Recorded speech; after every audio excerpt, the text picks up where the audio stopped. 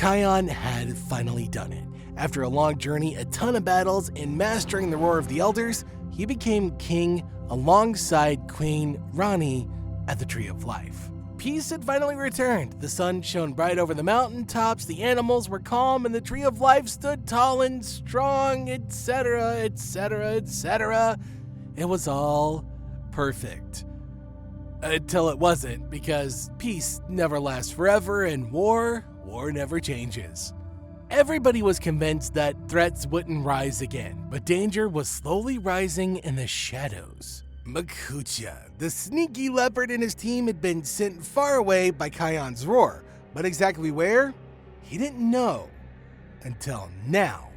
In a place far beyond the Tree of Life, they weren't alone. Somebody was waiting for them, a strange lion, one with golden eyes and a scarred past. And this lion had one goal: to destroy the roar forever. This lion wasn't new to this story. Long ago, he attempted to take over the Pride Lands. He was the one who outsmarted Scar into getting bitten by a cobra. But Scar had used the roar against him, blasting him into exile. And now, he wanted revenge. Not just from Scar, but revenge against Kion, because Kion had acquired the power that had ruined his plans. So when Makucha and his group reappeared, the strange lion realized that this was his opportunity.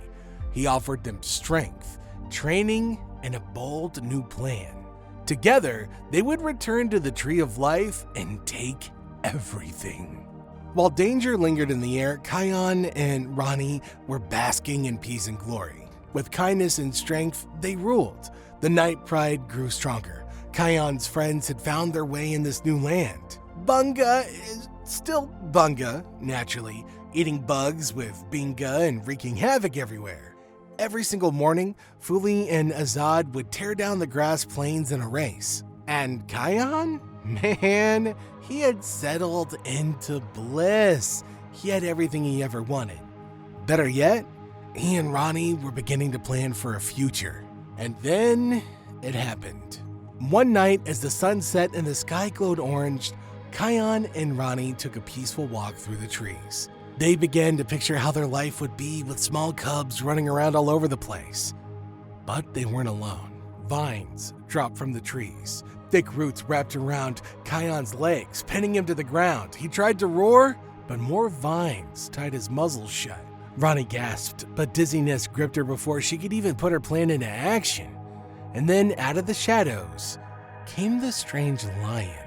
Makucha and his team took the lion away. Rani tried to chase them, but her strength, it was gone. She'd been poisoned.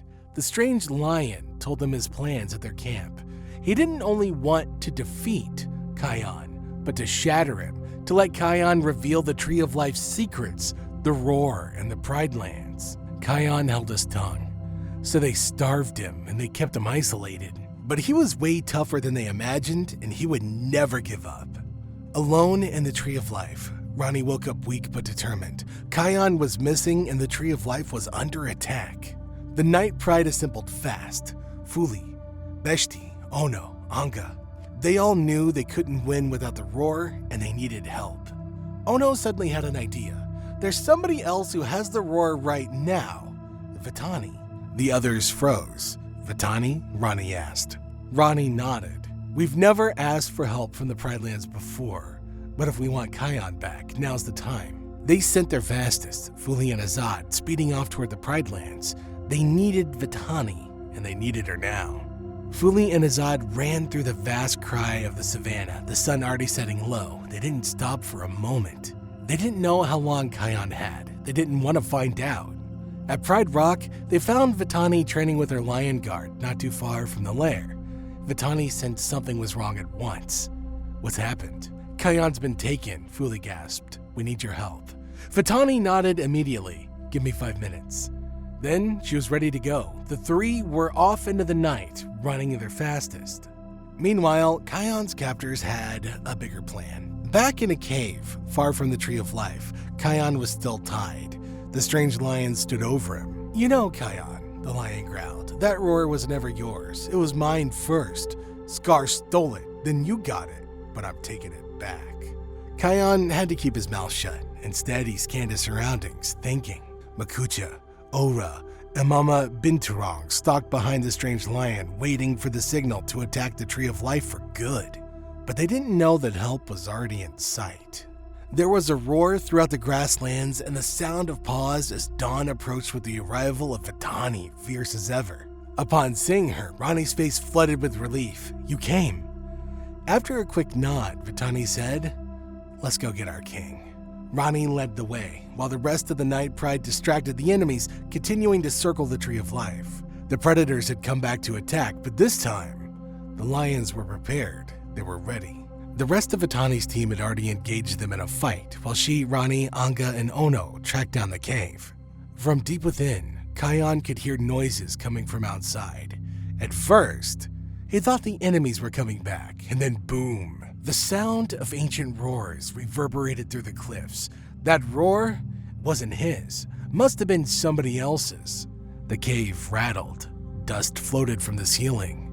Must be Vitani. Before the strange lion could react, Vitani charged into the cave, her eyes blazing. "Let him go," she growled. "You wouldn't dare," the strange lion said with a sneer. "You're nothing without him." Vitani smirked. "Wanna bet?" And with that came another roar that knocked the lion off its feet. Makucha and his gang tried to retaliate, but Rani and Anga had them covered. In that chaos, Bunga and Beshti showed up with reinforcements, and together, they rescued Kion. Kion shook out his mane, startled as he looked towards Vitani. "You have the roar?" he asked, clearly impressed. "I've been practicing," she said, grinning. "Let's finish this," Kion smirked back, and together they stood side by side. Two lions, two roars.